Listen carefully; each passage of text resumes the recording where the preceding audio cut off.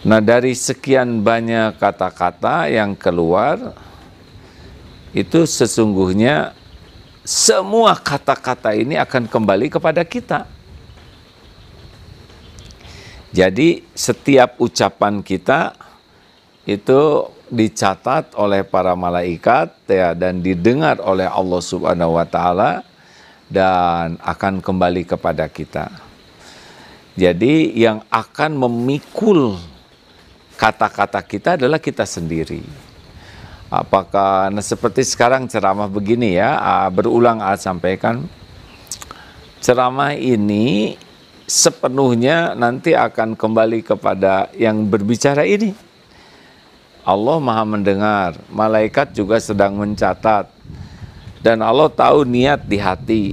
Apakah perkataan ini niatnya untuk kelihatan pandai, untuk kelihatan seperti yang sudah mengamalkan? Apakah ucapan ini adalah untuk supaya dikagumi orang dan sebagainya? Allah Maha tahu niatnya.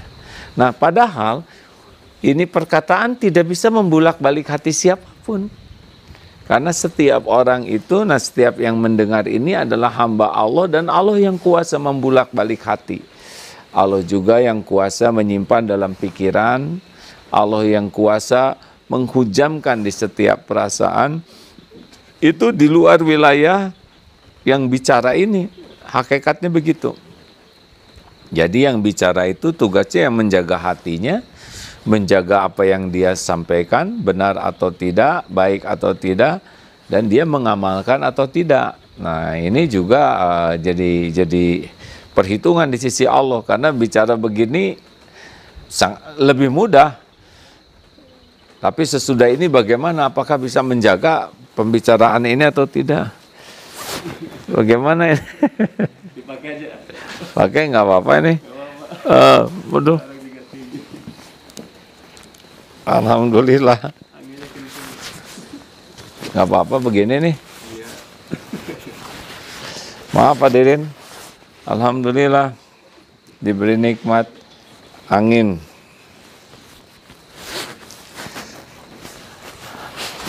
Nggak apa-apa begini nih.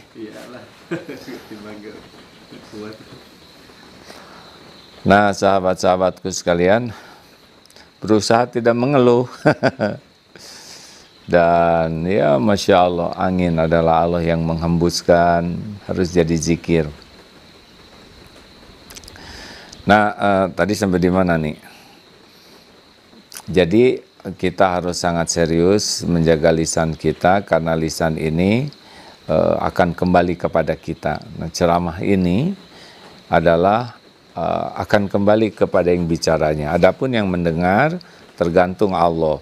Allah Maha tahu yang mendengar ini niat mencari ilmu, niat sungguh-sungguh atau tidak, sangat beragam. Allah Maha tahu setiap hati, Allah Maha tahu setiap kesungguhan, Allah Maha tahu siapapun yang ingin berubah jadi lebih baik, Allah Maha tahu siapa yang ingin mendekat ke Allah. Maka takdir kita bisa bersilaturahim lewat media ini dengan izin Allah terjadi, dan Allah nanti yang menyimpan di setiap hati.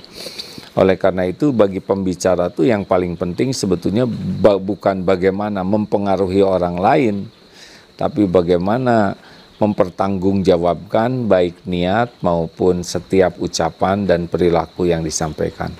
Karena in ahsantum li anfusikum wa in asatum falaha. Jadi mulai sekarang kita harus mulai menjadi orang yang pelit bicara kecuali perkataan yang disukai Allah. Kemudian kita pun saum bicara, saum dari perkataan yang tidak disukai Allah. Dan kita sekuat tenaga bicaranya, ya dua tadi, sesuatu yang jadi zikrullah, sesuatu yang menjadi amar ma'ruf nahi mungkar, ilmu yang manfaat, hikmah yang didapat, dan solusi yang disukai. Masya Allah. Ini tidak mudah bagi orang yang senang bicara, di antaranya yang sedang ceramah ini ya. Karena kebiasaan bicara ini setiap orang beda-beda ya, ada yang bunyi aja terus dan itu lebih fatal. Jadi kalau mulut ini seperti moncong teko sebetulnya, hanya mengeluarkan isi teko.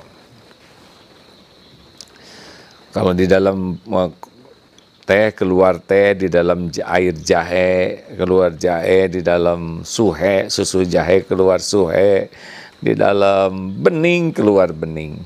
Maka orang-orang yang sangat berusaha membeningkan hatinya, ya, dan beningnya hati ini adalah biasanya dari lepasnya mengilahkan apapun selain Allah, melepaskan hati ini dari berharap, dipuji, dikagumi, diberi. Pokoknya kalau hati ini lepas dari selain Allah, berharap dan harapnya hanya ke Allah, nah itu hati itu semakin ringan, ya. Beda orang yang bicara dengan berharap Allah ridho kepada perkataannya, dan orang yang bicara agar diakui, dikagumi sebagai orang pinter, sebagai orang yang fasih.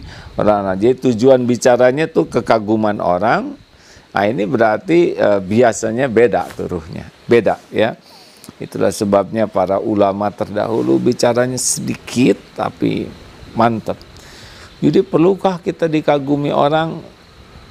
Mau apa dikagumi orang, kan? Orang nggak punya apa-apa.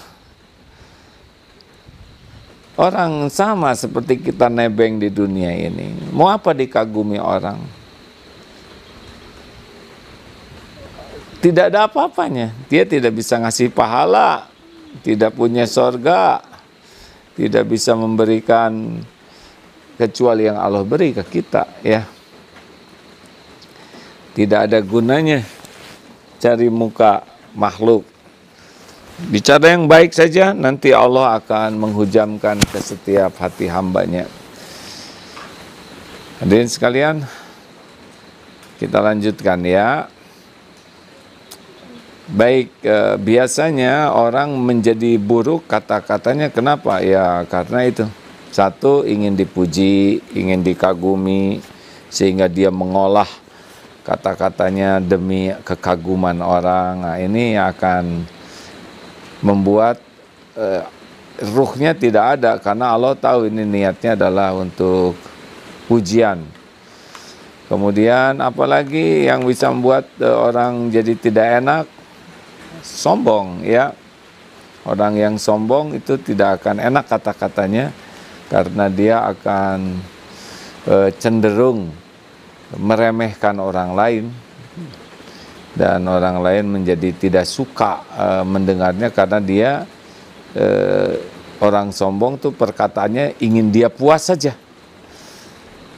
Orang yang sombong dia puas berkata apa dan tidak peduli orang lain terluka atau tidak. Orang yang ujub juga tidak enak didengar. Orang ujub itu kecenderungannya hanya menceritakan tentang dirinya sendiri.